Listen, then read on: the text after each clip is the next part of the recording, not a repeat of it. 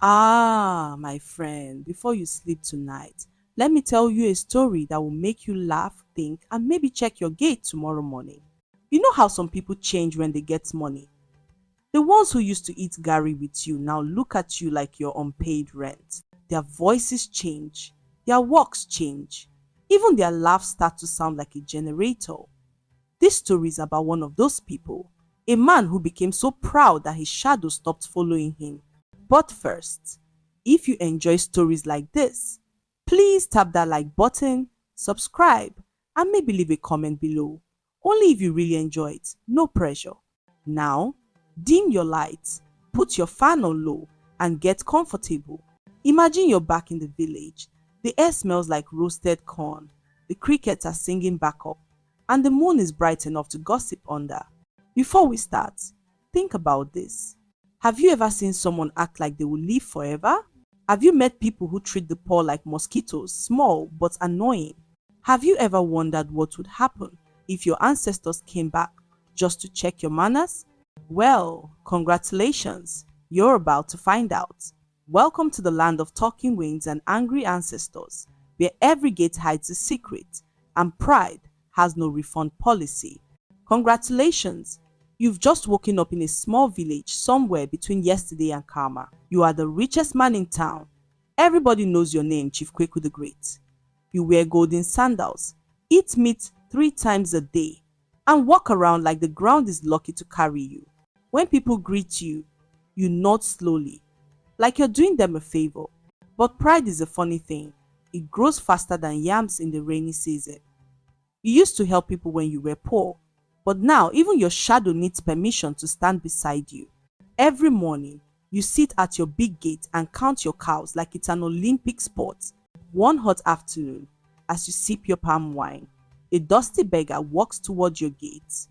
He looks tired, hungry, and old, like someone who has argued with life and lost.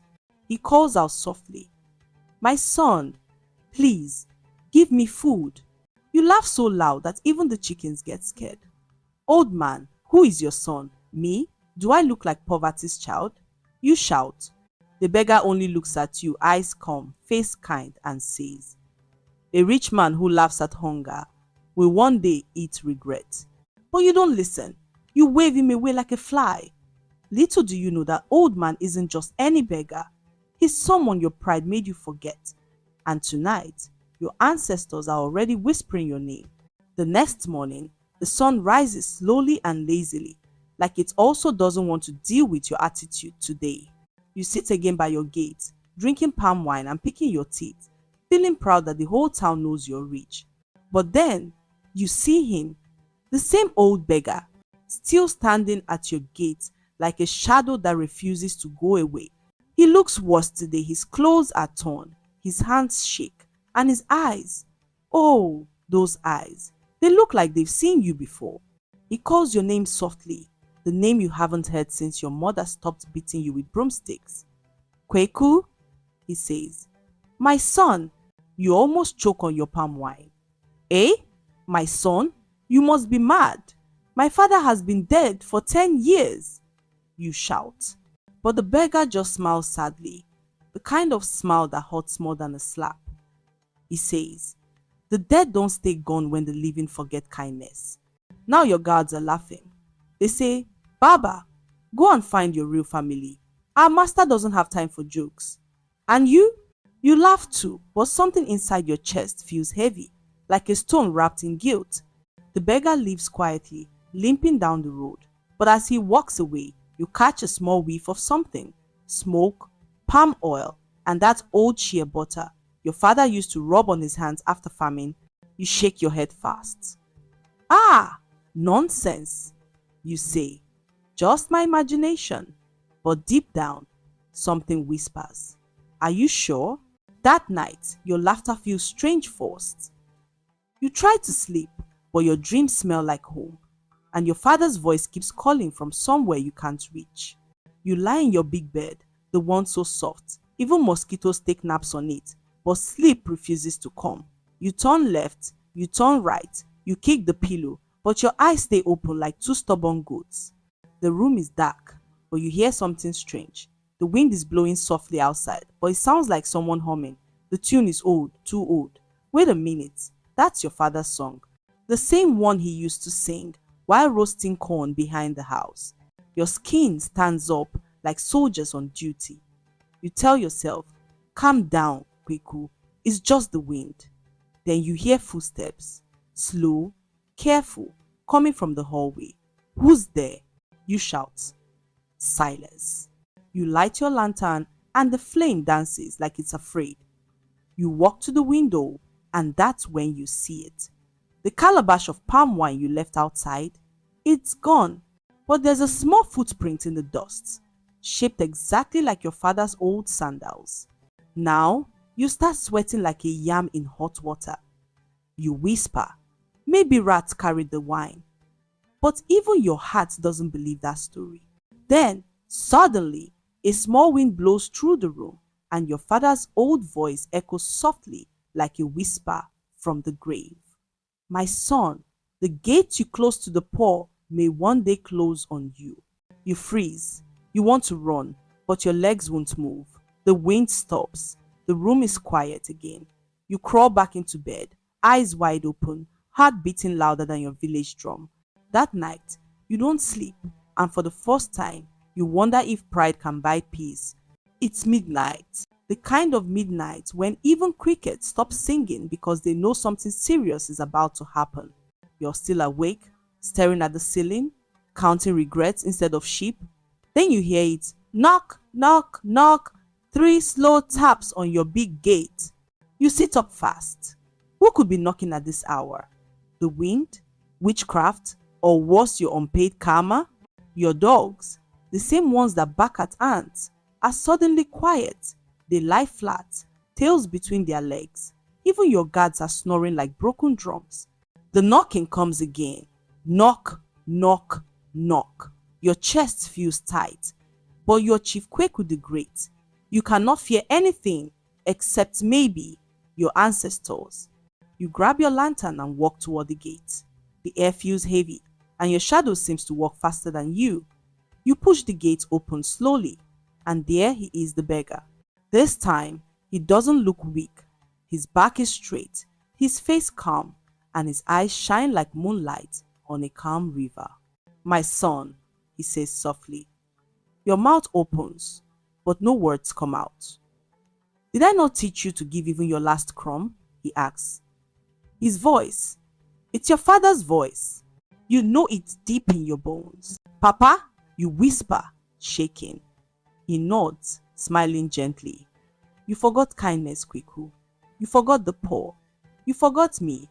Before you can fall to your knees, the wind blows hard, the lantern goes out, and the night becomes darker than pepper soup without salt. When you open your eyes again, the beggar is gone. Only his bowl remains sitting by the gate, filled with golden cowrie shells that glow softly in the dark. You drop to your knees and cry, not the proud man's cry. The real one, the kind that makes your nose run and your voice crack. You whisper, forgive me, Papa. And somewhere in the wind, a deep laugh rolls through the trees, half thunder, half love. The morning sun wakes you up with no respect. It shines right on your face like it knows your secret.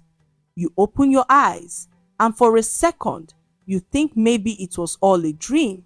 But then you see it, the beggar's bowl still sitting by the gate, filled with those glowing cowries. You walk outside slowly. The air feels fresh, the kind that smells like forgiveness. Your guards are confused. Your neighbors are whispering. Chief Kweku is walking barefoot. One woman gasps. And is that a smile? You don't care. For the first time, your heart feels light. You pick up the bowl and whisper, thank you, Papa. Then you carry it straight to the village square. You call the people, the poor, the hungry, the tired, and share food and money until your courtyard is empty and your heart is full. From that day, something in you changes. You stop shouting at servants. You eat simple food. You even greet children before they greet you. People start calling you Kweku the Kind, but you just laugh and say, just call me human. At night, when the moon is high, you sit by your gate again. The same gate where pride once sat like a king. You listen to the wind, hoping to hear your father's laugh. And sometimes, just sometimes, you do.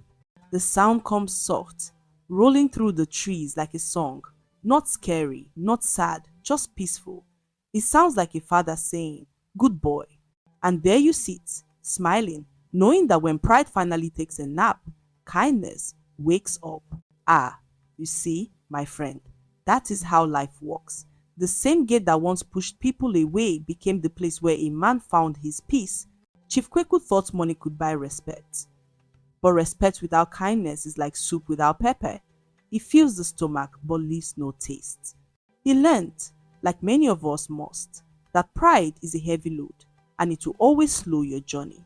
Now, close your eyes for a moment and think, how many times have we walked past someone in need, thinking we were better? How many times have we laughed when we should have listened? Sometimes, life sends us a small reminder, a beggar at the gate, a whisper in the wind, a dream that feels too real to bring our hearts back home. So tonight, be thankful. You are not sleeping outside in the cold. You have a roof, a bed, and a chance to be kind tomorrow. And remember, no matter how rich, how busy, or how smart you are, the ancestors are always watching, nodding, and saying, we'll see. If you enjoyed this story, gently tap that like button, subscribe for more tales, and tell me in the comments, what did you learn from Chief Kweku's mistake? Now rest your mind. Let the night breeze tell you stories. Let the crickets sing you to sleep. And may your dreams be filled with laughter, forgiveness, and soft moonlight. Good night, my friend. Till we meet again under the storytelling moon.